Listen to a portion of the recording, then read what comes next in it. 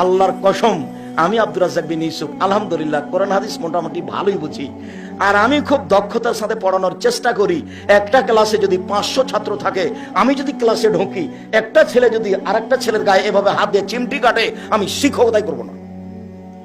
আমি যতক্ষণ ক্লাসে থাকি ততক্ষণ এটা কিয়ামতের মাঠ।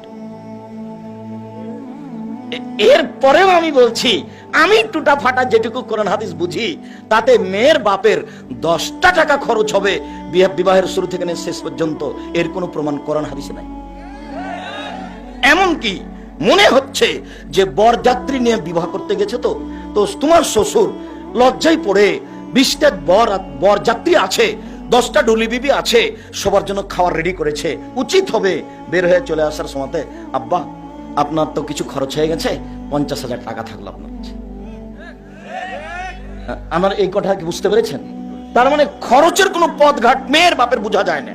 আল্লাহর কসম, আমি আপনাদের কাছের মানুষ, বাড়ির মানুষ, আমি আপনার ছেলে, আপনার ভাতিজা, আপনার ভাই, আমি যেভাবে কোরআন হাদিস বুঝি, তাতে 1টা টাকা মেয়ের বাপের খরচ হবে এরকম কোনো কোরআন হাদিস দিয়ে প্রমাণ করা যাবে না, বিধানের নাই। আর আমি যে কথা বললাম, এইভাবে উল্টে ধরার কোনো পথ নাই কিয়ামত পর্যন্ত। তো আল্লাহ নবী যে বললেন ফাতেমাকে, সালিনি মা শেতে, ফাতেমা তুমি যদি কিছু চাও তাহলে চাও, আমি তোমাকে দিব, বিচারের মাঠে আমি কোনো উপকার করতে পারবো না। এটা হলো বিবাহের অনেকদিন পরে। বিবাহের পরে সংসার দেখে মেয়ের বাপ জামাইকে বলতে পারে, আচ্ছা বাবা তোমার তো খুব সমস্যা, তুমি তো ভালো ব্যবসা বাণিজ্য করতে পারছো না, আমি না হয় তোমাকে 50,000 টাকা দিলাম, দেখো তো তুমি কিছু করতে পারো কিনা। সেটা ভিন্ন জিনিস। তুমি কোন সাহসে ফার্নিচার নিবা কেন? বলে আমার শ্বশুর খুশি হয়ে দিয়েছে। তোমার শ্বশুরকে ফকিরকে দিতে বলো তো ফার্নিচারটা, তোমার শ্বশুর ফকিরকে দিয়ে দে। বিশ্বাস করো, ভিক্ষা করা টাকা দিয়ে চাউল কিনে ভাত খেয়ে ইবাদত কবুল হবে, ভিক্ষা করা টাকা দিয়ে চাউল কিনে ভাত খেয়ে ইবাদত কবুল হবে, যৌতুকের টাকা দিয়ে চাউল কিনে ভাত খেয়ে ইবাদত কবুল হবে না। এই ফার্নিচার, এই খাট, এই খাটলা, এই চৌকি, এই বাক্স, এই আলমারি, এই শোকেজ সন্ধ্যা হতে হতে ফেরত দিতে হবে। এখানে কোনো জিনিস রাখা যাবে না। সবগুলো অন্যায় ভাবে, জুলুম ভাবে এসেছে। আর জমি জায়গা বাপ মরার সাথে সাথে ভাগ করে দিতে হবে বোনের আগে। যদি সেটা চাপায় নবাব, কোনো সমস্যা নেই, ওটা গায়ে বান্ধাই। যদি ভুলে বনে জমি জায়গা চাই বাপের, তাহলে তুই চলে যা বাড়ি থেকে, আর কোনোদিন আসবি না। এটা ভাই বলছে। বোনে কি বলেছে? বোনে বলেছে, ভাইয়া আব্বার মরা তো 10 বছর হয়ে গেল, তো আমাদের একটু জমি জায়গাগুলো দেও না, আমাদের কিছু একটু 2 শতক জমি দাও, নাহলে কিছু টাকা দাও।